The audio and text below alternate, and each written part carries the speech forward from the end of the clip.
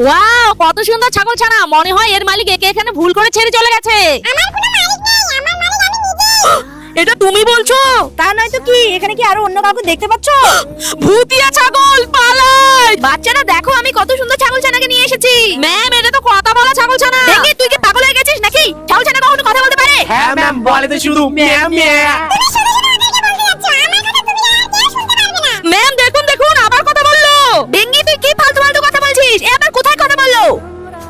তুমি এখানে একটু থাকো, ঠিক আছে? আমি এখনই আসছি। ডেঙ্গি, তুমি যে ফোনটা নিয়ে এসেছো, এখন এটা লুকিয়ে ফেলো, নয়তো বিপদে পড়বে। এই ছাগল ছানা আবার কিভাবে জান? তার আগে তোমরা যদি তোমার মাকে মন থেকে ভালোবেসে থাকো তাহলে অবশ্যই লাইক সাবস্ক্রাইব করবে, না করলে বুঝে নেব তোমরা তোমার মাকে ভালোই বাসো না। বললো যে আমার কাছে ফোন আছে।